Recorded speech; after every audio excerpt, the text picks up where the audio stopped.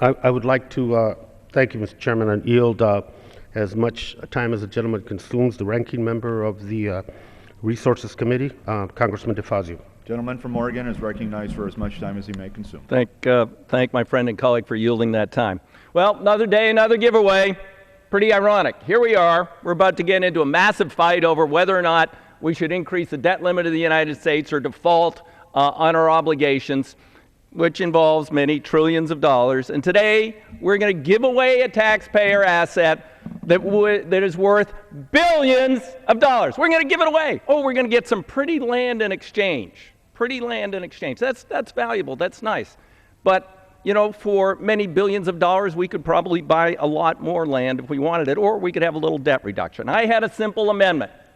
My amendment would have said that we would charge an 8% royalty, 8% of the value of the copper coming from these publicly owned lands would be paid to the Treasury in the United States of America. And guess what? The Republicans didn't allow the amendment. What are they afraid of? They're afraid that maybe some of their Tea Party types over there might vote for it. You want to run government like a business? Don't give away assets. That's what we're doing here. You'd still get the jobs.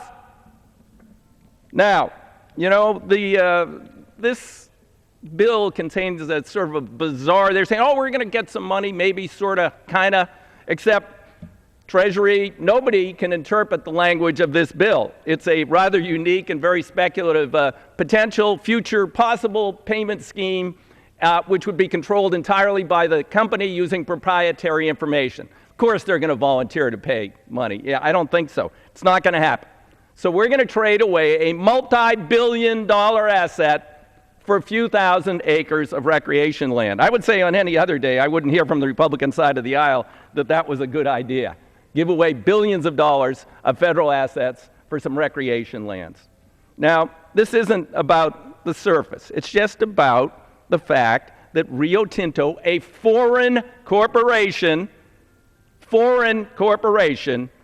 is not going to pay anything or very little for the value of the minerals that are extracted from this land. In fact, I understand that they're pretty much stopped any other exploration around the world because this is the richest copper lode in North America, one of the richest in the world, and they don't want to go to these other piddly places where they've been, Indonesia, Australia, and all that. They're just focusing all their energy for copper right here. And guess where the copper is going to go after it's mined and after they don't pay anything to us for taking it out of the ground? It's going to go to China.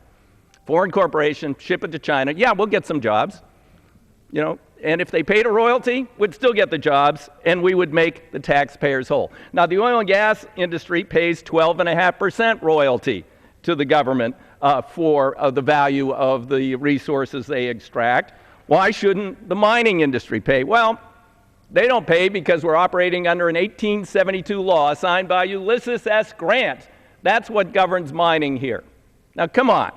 It's time to update that law, and if they don't want to update the law, they could at least begin to charge some royalties for the extraction of these minerals. We've given away billions of dollars of gold mines to foreign corporations, platinum, everything. Now we're going to give away our greatest copper resource to a foreign corporation with no royalties, no charge.